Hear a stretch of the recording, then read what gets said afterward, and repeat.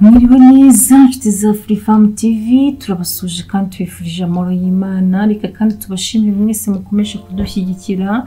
No kuri muri abantu b'agaciro kuri twe, Imana ibaha umugisha. Inkuru tubafitiye ni y'umusore wakase igitsina cy'inshuti ye ayiza kumufotora yambaye ubusa. Umusore w'imyaka 28 yakase igitsina cy'inshuti ye anamutera icyuma ku kibero.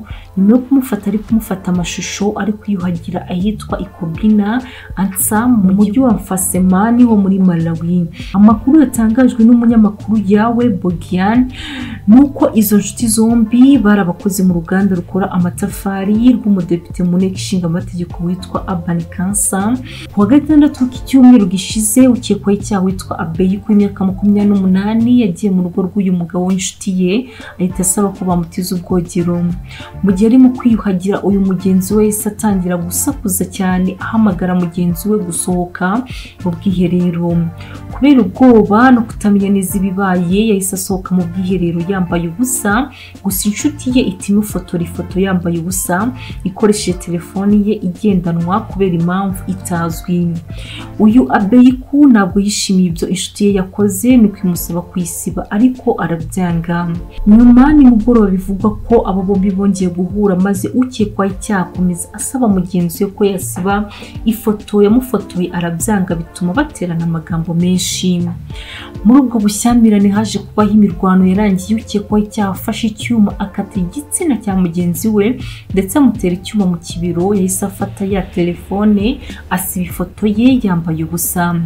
Waciwe igitsina yahise ajyanwa mu bitaro bya Cape Coast Teaching Hospital aharembeye. Uyu mugabo ukekwaho icyaha yahise ajyanwa kuri sitasiyo ya polisi ya Moransa ndetse ngo yafashe iperereza yemera n'ibyaha.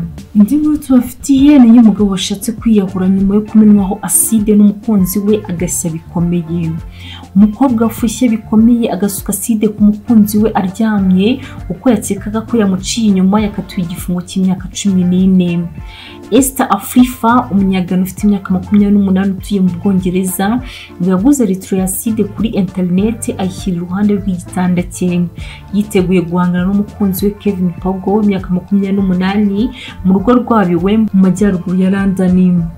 Nyuma yo gusuka acide ku mukunzi we ubwo yari aryamye, Afrifa yamuteye ibikomere byahinduye ubuzima bwe ndetse ngo uyu mugabo yagize ibitekerezo byo kwiyahura. Bwana Pogo yabwiye Standard ati buri gihe ni ku munsi yangabye igitero bisa nkaho igihe cyahagaze. Igihe cyose agize ukomanga ku rugi ngira ubwoba ko umuntu yambabaza, yari isi yanjye gusa yaneye uburibwe bwinshi cyane sinshobora kubyumva. Afrifa yasutse acide mu gituza cya Bwana Pogo saa 9 n'igice za mu gitondo ku wa 22 Ukuboza 2019. Ubwa mbere nigeze amenya ko uyu mukunzi wari wabikoze maze ahubwo yamusabye kujya gushaka ubufasha nyuma yo gusuka amazi ku bushye. Yiyoberanyije muri guhamagara 999 abuze inshuti ze guhamagara hagarika imodoka yagombaga kumujyana mu bitaro.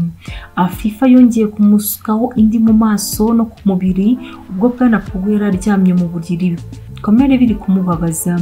Yasohotse mu nzu avuza induru hanyuma afashwa n'umuntu atazi wamuhaye ubuvuzi.